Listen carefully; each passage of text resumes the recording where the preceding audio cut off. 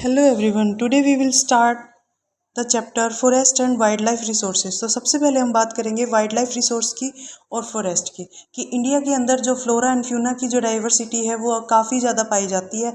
हर एक रीजन में अलग अलग जो फ्लोरा एंड फ्यूना है उसकी स्पीशीज़ जो है वो पाई जाती है। तो बात करें हम बायोडाइवर्सिटी और बायोलॉजिकल डाइवर्सिटी की, तो biodiversity and biological diversity is the immense reach in wild life and cultivated species diverse in form and functions but closely integrated on in a system through multiple network और interdependency. तो इसमें ये बताया कि flora and जो fauna है वो एक दूसरे से कनेक्टेड है, यानी कि इनकी जो इंटरडिपेंडेंसी जो बताई है वो सेम है, यानी कि ये एक दूसरे से कहीं ना कहीं जो है वो इंटरकनेक्टेड जो है वो आपके बताए गए हैं। तो अगर हम बात करें forest and wild life resources की, तो ये क्या है? वाइटल रिसोर्सेज है। वाइटल यानी कि अगर हम बात करें एक ऐसा रिसोर्सेज है जो कि इकोनॉमिक सिस्टम को बनाए रखने में सबसे ज़्यादा हेल्पफुल होते हैं। It is provided numerous benefits is to both environment and human societies. कि इससे हमें क्या मिलता है? हमें बेनिफिट मिलता है। इन्वायरमेंट के लिए भी बेनिफिशियल है ये, और उसके साथ साथ ह्यूमन सोसाइटी के लिए भी क्या बताया है? ये बेनिफिशियल बताया है। तो सबसे पहले हम बात करेंगे importance of forest. Important of forest यानी कि फॉरेस्ट का जो इम्पोर्टेंस है वो क्यों बताया है? तो देखिए, इंडिया के अंदर जो है हमारे यहाँ पे अलग अलग जो रीजन है उसके अंदर अलग अलग डाइवर्सिटी जो है वो पाई जाती है, जिसके अंदर फ्लोरा एंड फ्यूना की जो स्पीशीज़ है वो आपको अलग अलग रीजन में अलग अलग देखने को मिलेगी। जैसे हम बात करें कि ज़्यादा अपना जो हाई रेनफॉल वाला एरिया है तो वहाँ पे आपको जो स्पीशीज़ है वो आपको अलग देखने को मिलेगी, और जो ड्राई रीजन है वहाँ पे आपको अलग देखने को मिलेगी। और जहाँ पे आपका क्या बताया है, ज़्यादा जो कोल्ड एरिया है वहाँ पे आपको क्या है, डाइवर्सिटी जो है वो अलग अलग देखने को मिलेगी। तो सबसे ज़्यादा इसके इम्पोर्टेंस क्या है फॉरेस्ट के? ठीक है, तो सबसे पहले हम बात करेंगे बायोडाइवर्सिटी का। तो बायोडाइवर्सिटी जो है वो हम क्या बात करते हैं बायोडाइवर्सिटी में, यानी कि बायोडाइवर्सिटी में जितने भी अपने जो इकोलॉजिक सिस्टम को बनाए रखने में जितने भी रिसोर्सेज होते हैं वो सारे बायोडाइवर्सिटी के अंदर आते हैं। Forest are the name of the vast energy of plants and animal species climate regulations. कि अगर हम बात करें बायोडाइवर्सिटी में तो बहुत सारे जो फॉरेस्ट हैं उनके नाम जो है वो बताए गए हैं। उसके साथ साथ प्लांट्स और उसमें एनिमल की जो स्पीशीज जो शामिल की गई है वो आपकी बायोडाइवर्सिटी के अंदर आती है। Forest helps regulate the climate by absorbing a carbon dioxide and producing oxygen. कि फॉरेस्ट की क्यों ज़रूरी है हमारे लिए? तो सबसे पहले फॉरेस्ट जो है वो हमारी क्लाइमेट को बनाए रखने में मदद करता है, और ये कार्बन डाइऑक्साइड को अब्जॉर्व करता है और प्रोड्यूसिंग ऑक्सीजन यानी कि ऑक्सीजन को प्रोड्यूस करता है। तो ऑक्सीजन हमारे लिए सबसे ज़्यादा ज़रूरी है। तो इसके लिए क्या बात करते हैं, जो ऑक्सीजन है वो क्या है, अपनी लाइफ के लिए लाइफ लाइन का काम करती है। तो जो अगर फॉरेस्ट ही नहीं होंगे और वो कार्बन डाइऑक्साइड को अब्जॉर्व ही नहीं करेंगे तो हमें ऑक्सीजन जो है वो कैसे प्रोड्यूस हो पाएगी, कैसे हमें ऑक्सीजन जो है वो मिल पाएगी। उसके बाद बात करते हैं हम सोइल इरोजन की। ठीक है, तो फॉरेस्ट जो है वो सोइल इरोजन में सबसे ज़्यादा इंपॉर्टेंट प्ले रोल करता है। क्यों? क्योंकि देखो, फॉरेस्ट जो है वो है हमारे लगे हुए हैं फॉरेस्ट, तो वो क्या करता है, सोइल की फर्टिलिटी को बनाने के लिए सबसे इम्पोर्टेंट होता है। Soil erosion preventions, tree roots hold soil in place preventing erosions and landslides. की सोइल इरोजन जो है वो प्रिवेंशन ऑफ रूट्स यानी कि रूट्स को प्रिवेंशन करने का काम करता है। उसके साथ जो इसके अंदर सोइल की जो कैपेसिटी होती है उसको बनाए रखने का काम भी जो है वो अपना फॉरेस्ट जो है वो करता है। उसके साथ साथ जो लैंडस्लाइड्स होते हैं उसको बनने से भी रोकता है। ठीक है, उसके बाद में बात करेंगे water cycles. Forest play a crucial role in the water cycle in influencing rainfall and water quality. कि फॉरेस्ट हमारे लिए इसलिए भी ज़रूरी है क्योंकि अगर फॉरेस्ट होंगे तो वाटर साइकिल जो है वो हमारा बना रहेगा, यानी कि प्रॉपर जो रेनफॉल है वो हमारी कंट्री के अंदर, हमारे रीजन के अंदर आती रहेगी। और रेनफॉल है और उसकी जो क्वालिटी है उसमें भी इम्प्रूवमेंट देखने को मिल सकता है अगर फॉरेस्ट है। अगर नहीं होगा तो काफ़ी ज़्यादा जो चीज़ों का नुकसान है वो हमें देखने को मिलेगा, जैसे कि जो ड्रोट है, सूखा है, वो आ जाएगा। ठीक है, रेनफॉल जो है वो प्रॉपर नहीं हो पाएगी, क्लाइमेट जो है वो चेंज हो जाएगा, इकोलॉजिकल सिस्टम जो है वो पूरा अनबैलेंस हो जाएगा। ठीक है, वाटर साइकिल जो है वो भी आपकी प्रॉपर तरीके से काम नहीं कर पाएगी, जिसकी वजह से क्या है, हमें काफ़ी ज़्यादा कोशिश का सामना करना जो है वो पड़ सकता है। ठीक है, तो फॉरेस्ट जो है वो हमारे लिए बहुत ज़्यादा इम्पोर्टेंट है। जैसे कि ह्यूमन बीइंग के लिए जितने भी रिसोर्सेज है उसमें फॉरेस्ट जो है वो सबसे ज़्यादा ज़रूरी जो है वो बताए गए हैं। ठीक है, उसके बाद हम बात करते हैं importance of wild life resources की, कि वाइल्ड लाइफ रिसोर्सेज जो है उसका इम्पोर्टेंट जो है वो हमें क्यों बताया गया है। तो वाइल्ड लाइफ रिसोर्सेज जो है इसकी अगर हम बात करें तो वाइल्ड लाइफ रिसोर्सेज के अंदर काफ़ी ज़्यादा जो स्पीशीज़ है वो पाई जाती है। ठीक है, हर एक रीजन के हिसाब से, हर एक क्लाइमेट के हिसाब से जो अपनी स्पीशीज़ है वो ज़्यादा आपकी जो है वो पाई जाती है। ठीक है, तो वाइल्ड लाइफ रिसोर्सेज की अगर इम्पोर्टेंस की बात करें तो हमारे लिए इम्पोर्टेंस क्यों है वाइल्ड लाइफ रिसोर्सेज, तो सबसे पहले हम बात करें फूड सोर्स, यानी कि वाइल्ड लाइफ रिसोर्सेज से हमारा जो फूड सोर्स है उसकी क्या है, उसको हमें प्रॉपर जो है फूड रिसोर्स हमें मिल पाता है। उसके बाद में वाइल्ड लाइफ रिसोर्सेज से हमें कहीं ना कहीं मेडिसिन जो है वो हमें प्रोवाइड होती है। उसके साथ साथ टूरिज़्म में भी हमें क्या हेल्प मिलती है, यानी कि वाइल्ड लाइफ रिसोर्सेज अगर हमारी कंट्री के अंदर बहुत ज़्यादा होंगे तो टूरिज़्म को भी क्या है, इससे अट्रैक्ट होंगे, यानी कि टूरिज़्म जो है वो अपनी कंट्री के अंदर विजिट करेंगे, जिससे हमारी इकोनॉमी जो है वो डेवलप्ड होगी। उसके बाद बात करते हैं threats of forest and wild life, यानी कि जो फॉरेस्ट एंड वाइल्ड लाइफ है उनको किस चीज़ का खतरा है, यानी कि किन किन वजह से जो है उनकी लाइफ जो है वो संकट में होती जा रही है, उनका जीवन जो है वो खतरे में होता जा रहा है। तो सबसे पहले हम बात करेंगे डिफॉरेस्टेशन का।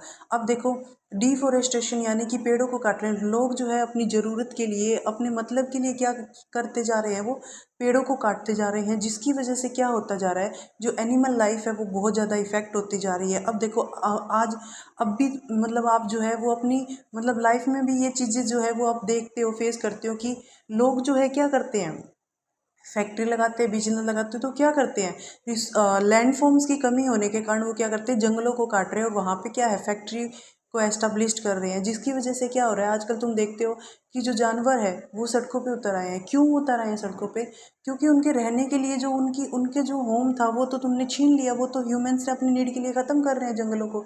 तो अब जंगल ख़त्म हो जाएंगे तो जानवर जो है वो कहाँ रहेंगे, वो सड़कों पे ही आएंगे।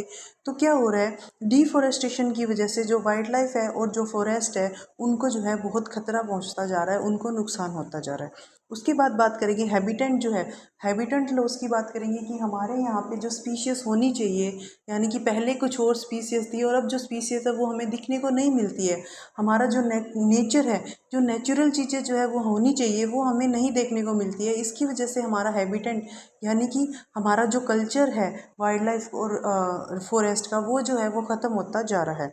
उसके बाद में पोचिंग की बात करेंगे, हंटिंग की बात करेंगे, तो ये सारी चीज़ें जो है क्या की गई है, हंटिंग की वजह से जानवरों को मारा जा रहा है। लोग जो है वो अपने मतलब के लिए क्या करते हैं, जानवरों का शिकार करते हैं, जिसकी वजह से क्या है, ये जानवर जो है वो ख़त्म होते जा रहे हैं। ठीक है, उसके साथ साथ हमें क्लाइमेट चेंज भी देखने को मिलता है, क्योंकि अगर देखो इन्वायरमेंट जो है वो बदलेगा, ठीक है, तो अगर जो डिफोरेस्टेशन होगा उसकी वजह से क्या होगा ना, जो क्लाइमेट है वो चेंज होगा। तो जैसे अगर इसमें बात होती है एक तो क्लाइमेट की और दूसरा होती है वेदर की, तो वेदर क्या होता है, वेदर जो होता है वो इंस्टेंट चेंज हो जाता है, यानी कि एक अभी मौसम है, अभी धूप निकली हुई है और तुरंत ही कुछ ही सेकंड में जो है बारिश का मौसम हो जाएगा। तो ये क्या होता है, ये आपका वेदर होता है, और वेदर जो होता है वो कॉन्स्टेंट चेंज हो जाता है, यानी कि इमीडिएटली बदल जाता है। जबकि क्लाइमेट जो होता है उसको बदलने में 30 या 40 साल जो है वो लग जाते हैं। जब क्लाइमेट चेंज होता है तो बहुत सारी चीज़ें जो है वो चेंज होती है, जैसे कि अपना जो सीजन्स पैटर्न है वो भी बदल जाता है। उसके साथ साथ अपनी अगर हम बात करें अपनी जैसे क्लाइमेट की, तो वो सारी चीज़ें भी क्या है, बहुत सारी चीज़ें जो है वो बदलती जाती है हर एक पर्टिकुलर रीजन के हिसाब से। ठीक है, तो क्या देखने को मिलता है, जो क्लाइमेट है वो चेंज किस वजह से हो रहा है, क्योंकि बहुत ज़्यादा पेड़ों को काट रहे हैं, उसकी वजह से क्या हो रहा है, पोल्यूशन हो रहा है। ठीक है, पोल्यूशन के साथ साथ हमें और भी बहुत ग्लोबल वार्मिंग देखने को मिलती है, जिसकी वजह से क्या है, ये सारी चीज़ें जो है वो क्लाइमेट को इफ़ेक्ट करती है, और इकोलॉजिकल सिस्टम जो है वो भी कहीं ना कहीं क्या होता जा रहा है, इसमें ख़त्म होता जा रहा है। ठीक है, तो उसके बाद हमें क्या करना चाहिए, कि हमें क्या करना चाहिए, जो वाइल्ड लाइफ और फॉरेस्ट है उसके कंजर्वेशन के लिए गवर्नमेंट ने काफ़ी ज़्यादा जो स्टेप्स है वो उठाए हैं, जिसकी वजह से जो इन स्पीशीज़ है इनको क्या है, इनको सुरक्षित बचाया जा सकता है। अगर हम फ्यूचर में इनको बचाने की प्रयास करें तो क्या है, आगे आने वाले की जो जनरेशन है उसके लिए क्या है, इनको सुरक्षित रखा जा सकता है अगर हम इनिशिएटिव लेंगे, अगर हम उन स्टेप्स को क्या करेंगे, फॉलो करेंगे। ठीक है, तो प्रॉपर गाइडलाइन के साथ, प्रॉपर जो है प्रोग्राम के साथ या फिर पॉलिसी के साथ अगर हम ऐसा कुछ करते हैं, ऐसा कुछ प्रोग्राम चलाते हैं, तो इन सब को हम कंजर्व करके रख सकते हैं। ठीक है, तो सबसे पहले हम बात करेंगे कंजर्वेशन जो एफर्ट है वो हमें क्या करना चाहिए। तो कंजर्वेशन एफर्ट की अगर हम बात करें तो सबसे पहले हमें जो प्रोटेक्टेड एरिया है, जिनको हमें प्रोटेक्ट करने की नीड है, हमें उसको प्रोटेक्ट करके रखना चाहिए। यानी कि अगर हम बात करें कि फॉरेस्ट जो है, फॉरेस्ट के अंदर क्या बताया है अपना, एक तो फॉरेस्ट को दो टाइप्स के अंदर डिवाइड किया गया है, एक तो रिजर्व फॉरेस्ट और दूसरा है प्रोटेक्टेड फॉरेस्ट। तो रिजर्व फॉरेस्ट के अंदर ऐसे फॉरेस्ट होते हैं जिनके अंदर डिक्लेयर किया गया है, ये ऐसे फॉरेस्ट को रिजर्व फॉरेस्ट में डिक्लेयर किया गया है जिसके अंदर मोस्ट वैल्यूएबल जो फॉरेस्ट है वो जो है आपके पाए जाते हैं। प्रोटेक्टेड एनिमल्स, प्रोटेक्टेड फॉरेस्ट कौन से होते हैं? ऐसे फॉरेस्ट होते हैं जिसके अंदर लैंड को प्रोटेक्ट किया गया है, लैंड की डिप्रेडेशन को ख़त्म किया गया है, कम किया गया है, जिसकी वजह से फॉरेस्ट जो है उस पर्टिकुलर एरिया के अंदर क्या है आपका जो प्रॉपर है ग्रो जो है वो कर पाए। ठीक है, उसके बाद में अनक्लास्ड फॉरेस्ट की भी बात की गई है। अनक्लास्ड फॉरेस्ट की these are other forest and water land belonging to the both government and private individuals and community. ठीक है, तो उसके बाद हम बात करेंगे कम्युनिटी एंड कंजर्वेशंस की। ठीक है, तो कम्युनिटी और कंजर्वेशंस की बात करें तो इसके अंदर आपका एक ऐसा मूवमेंट बताया गया है, यानी कि अगर हम एक कम्युनिटी के अंदर एक कम्युनिटी बना ले जिसमें हम क्या करें, इन सबको इनिशिएटिव ले कंजर्व करने की, फॉरेस्ट को, वाइल्ड लाइफ को बचाने के लिए, तो हमारी जो मेहनत है वो सक्सेस हो सकती है कहीं ना कहीं।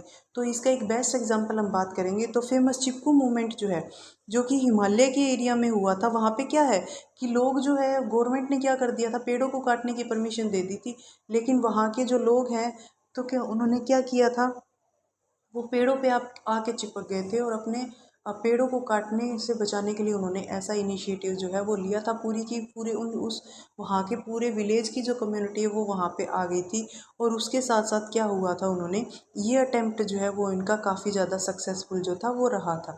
उसके बाद में बात करेंगे बीच बचाओ आंदोलन भी जो है टिहरी नवोदय टिहरी डैम के ऊपर जो है वो चलाया गया था, जिसके अंदर क्या किया गया था, डाइवर्सिटीज़ जो क्रॉप्स प्रोडक्शंस है उसके अंदर जो है केमिकल्स के बारे में जो है वो बात की गई है, यानी कि इकोलॉजिकल सिस्टम को वाइलेबल जो है वो बनाया गया है।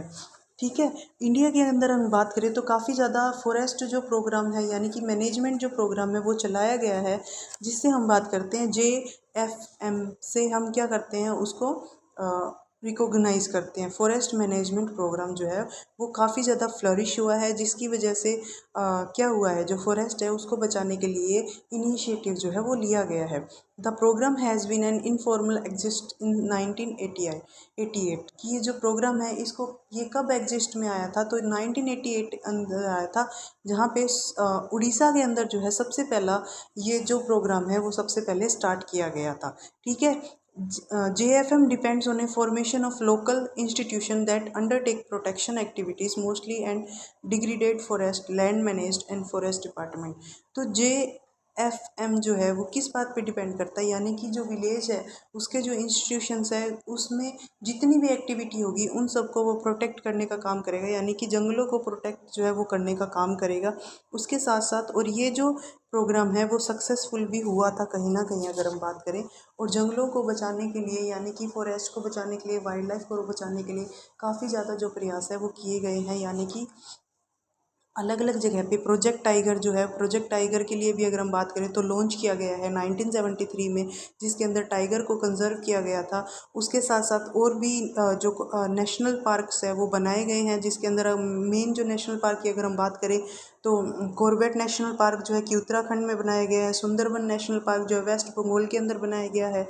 ठीक है, और सरिस्का वाइल्ड लाइफ सेंचुरी जो वो राजस्थान के अंदर बनाया गया है, मानस टाइगर रिजर्व जो है वो असम के अंदर बनाया गया है, पेरियार टाइगर रिजर्व जो है वो केरला के अंदर बनाया गया है। तो ऐसे करके जो है प्रोजेक्ट कंजर्वेशन प्रोजेक्ट जो है वो चलाया गया है, जिसके अंदर हम बायोडाइवर्सिटी को सुरक्षित रख सकते हैं, फ्लोरा एंड फ्यूना को सुरक्षित रख सकते हैं। ठीक है, तो ये सारी जो चीज़ें हैं वो हम इस सारे में पढ़ रहे हैं कि कैसे हमें इनिशिएटिव लेना है, यानी कि सस्टेनेबल मैनेजमेंट जो है वो हमें कैसे करना है। सस्टेनेबल मैनेजमेंट की बात करें तो सस्टेनेबल जो है वो आपका हर एक चीज़ के अंदर आपको देखने को मिलता है, यानी कि सस्टेनेबल जो डेवलपमेंट कैसे होगा, सस्टेनेबल मैनेजमेंट कैसे होगा, यानी कि फ्यूचर के लिए जो है चीज़ों को कैसे बचाया जा सकता है, इन सब की जो है वो बात की गई है। तो ये सारी चीज़ें जो है कैसे आ सकती है, तो वो एजुकेशन और अवेयरनेस के थ्रू जो है ये चीज़ें जो है वो आपकी आ सकती है। ठीक है, तो आज के लिए बस इतना ही। वाइल्ड लाइफ रिसोर्स और फॉरेस्ट के बारे में हम बात कर रहे थे इसके अंदर, और जो सारी चीज़ें हैं वो बताई गई कि कैसे हमें इनको कंजर्व करके रखना है। ठीक है, अगर हम इन सबको कंजर्व करके रखेंगे, अगर इन सबको सुरक्षित रखेंगे, तो कहीं ना कहीं हमारा जो इन्वायरमेंट है, हमारा जो इकोलॉजिकल सिस्टम है वो बैलेंस में बना रहेगा, और जो क्लाइमेट चेंज है वो भी हमें देखने को नहीं मिलेगा। Thank you so much.